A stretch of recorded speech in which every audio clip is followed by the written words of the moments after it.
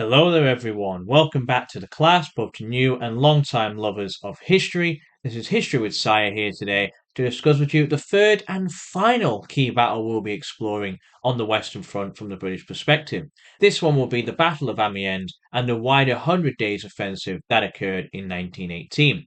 As always, it is important to stress this is a lesson catered towards the student level, so there's content provided here with key knowledge towards the curriculums and, of course, some practice of historical skills as we go through the series. If you've not already, do check out my earlier videos, some other key battles on the Western Front, particularly the Battle of the Somme and the battles of Passchendaele.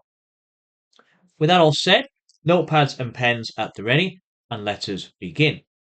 So, of course, we're going to explore the build up towards the Battle of Amiens first, because quite a lot's going to happen between the end of 1917, when we left it at the end of the Passchendaele offensive and the tank battle at Cambrai, and into the actual Amiens when we get towards the midpoint of 1918. So, as always, we need a bit of background, a bit of build up towards what's actually occurred. So, as we go into 1918, let's think what's actually happened since we left. So, with Passchendaele, we have to ask ourselves, is this another Pyrrhic victory? Does this actually resemble a lot of what happened at the Somme in 1916? We're not going to explore in mass detail today what exactly the answer is for that. That's going to be for our later lesson down the line when we bring everything together. But do bear that in mind. But remember Clark's thesis of the idea that the generals were donkeys leading the lions of the men into battle. Is that really true? Did Passchendaele strengthen or challenge that idea as we left 1916 into 1917? Also, remember, we are historians, have a wide focus of the campaign. Don't just think of what happened at the start and the end, but what happened at the entirety of it. Was there failure across the whole of the campaign? Was there some successes? So do bear that in mind. And really, of course, we can compare this to the Somme as well. The beauty of knowing more history, knowing more combat, is we get a wider idea of what the war's about. So now we've got this image of what the war was like in 1916 into 1917, and we can use that to inform us as we get into 1918, which is really down to you. What do you think? Will the British actually improve? Had they learned the right lesson? Did they understand taking their time, focusing on creeping barrage might indeed be successful? But can they measure that against the sheer cost of men that's going to be, the mass casualties that they're going to suffer? So do bear that in mind as we enter now into 1918. So, what's actually happened as we enter 1918? Well, a lot has indeed occurred. So, of course, in 1918, the winter is finally going to end, and both sides, the Allies and the Central Powers, are eager to end this stalemate and finally achieve victory. 4 years in now, this is really becoming quite a prolonged war.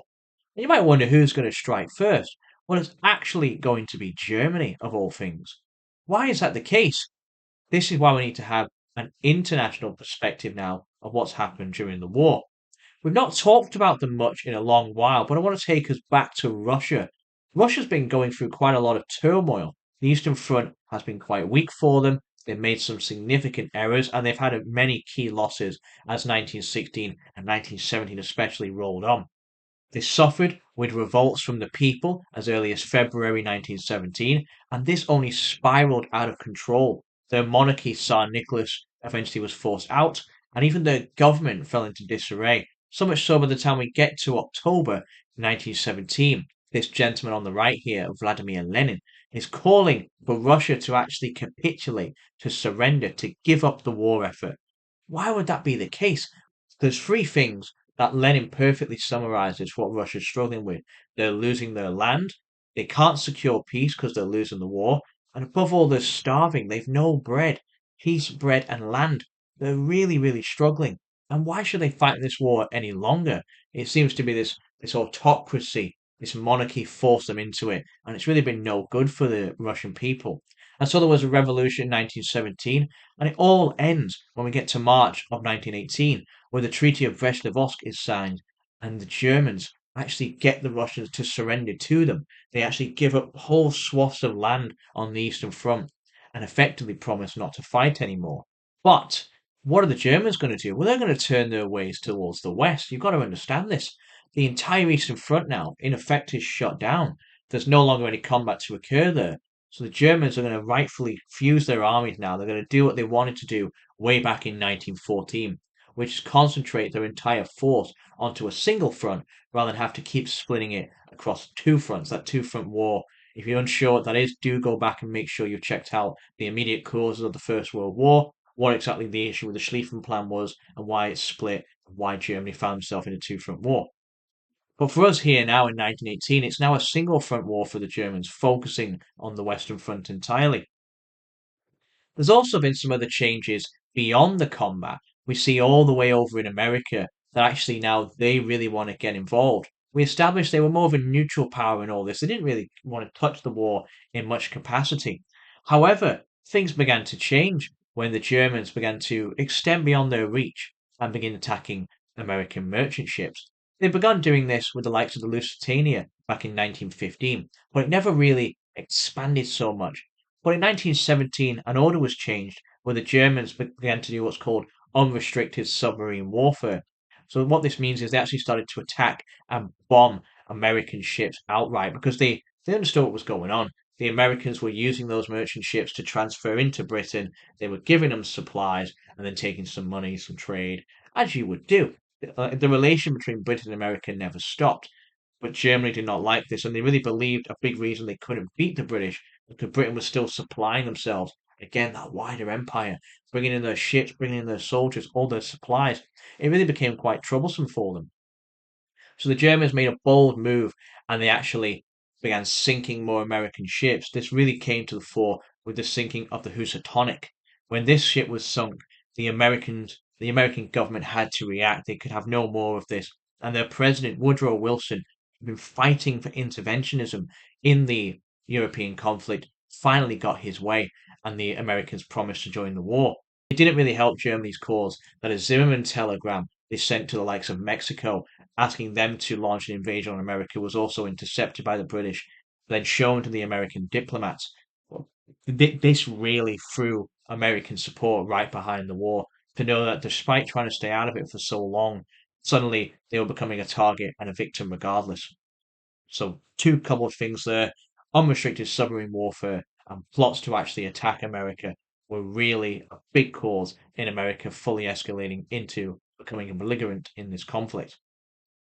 Now, why is that so important? Because by the time we get to 1918, those American troops are on their way. They're going to start arriving in mass numbers. So Germany panicked and they understood that they have to act quickly. That yes, they had this good relief now on the Eastern Front, but if they waited too long, suddenly American troops are going to join those Canadians, Australians, British, and French troops on the Western Front.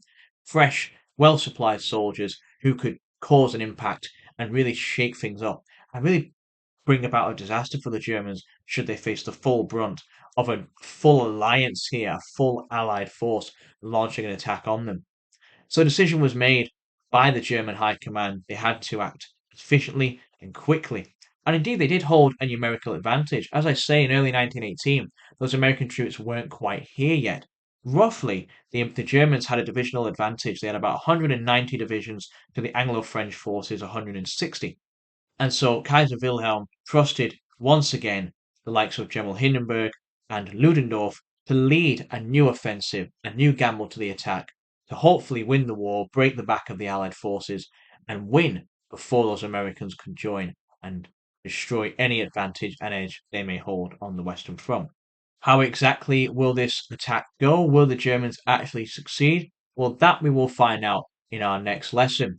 So there and so that's the background, that's the build up as we enter 1918. There's some key context that we should be aware of as we go forward. I hope you found this useful. I hope you found this insightful. I look forward to seeing you in my following video where we get into those conflicts, see the Germans' last gamble, and how exactly the Allies will respond at Amiens and beyond. So thank you very much for watching. I hope to see you in my class again for our following video. Always, as I say, subscribe, like, and comment. Do let me know how you find the series down below, not just this episode, but also parts that have come before. This is History with Sire. Thank you for listening.